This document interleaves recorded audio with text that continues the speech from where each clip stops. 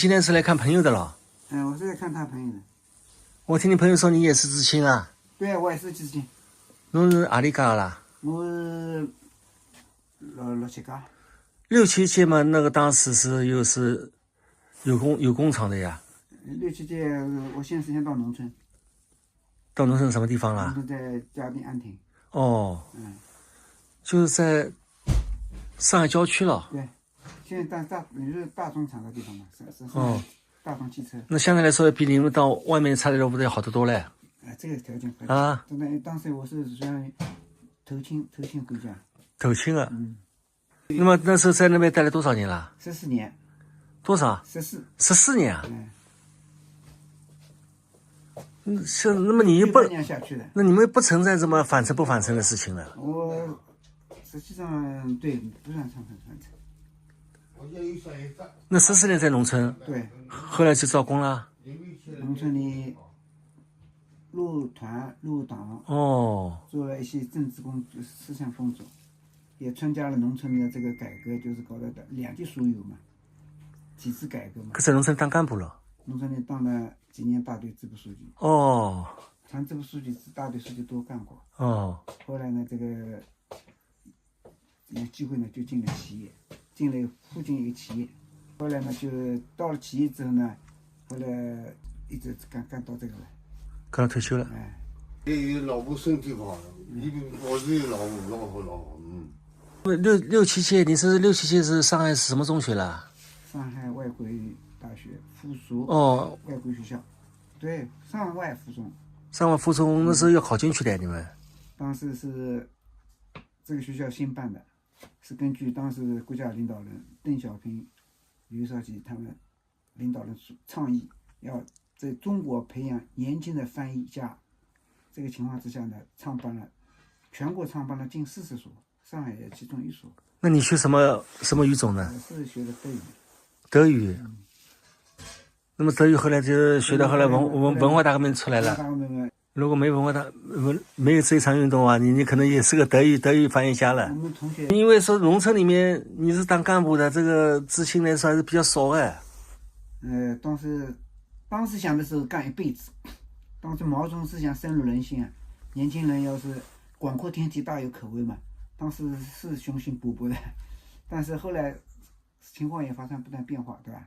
有的家生活上各种各样的问题都有，那么整个社会，对吧，也是会出现各种各样的情况，所以总还是想找一份工作，对吧？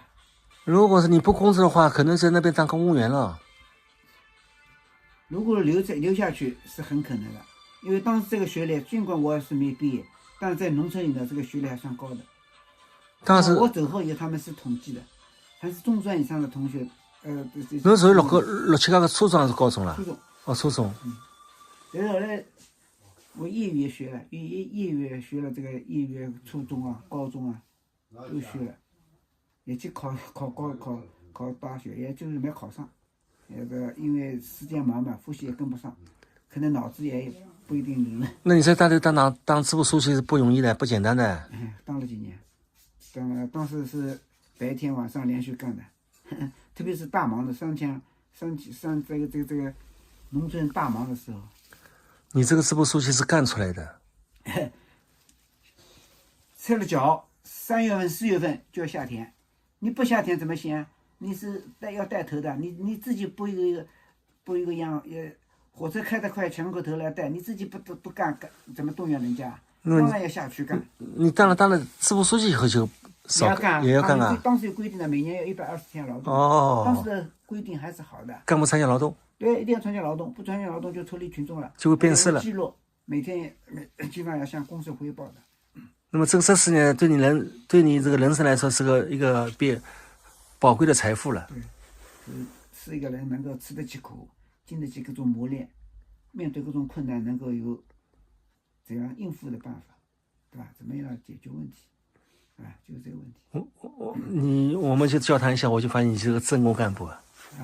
政工干部啊。对，是这个农村里入团入党嘛，对吧？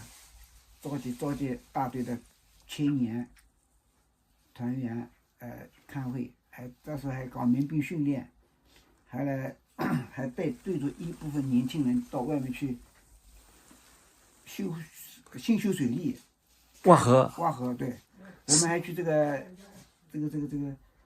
嘉定一个粮仓，我们带了20个基干民兵去干，而且全部都是年轻人。粮仓，挖粮仓要挖地下库啊，都是当时年轻人干的，而且到又干得很紧，但是很苦啊，没什么享受的。你这个支部书记当然这个肩上的担子很重的。啊，带着他们一起干，那是干得还是干得很有劲的啊，虽然苦啊，睡在地铺啊，就睡地铺，吃这个粗粮米饭，对吧？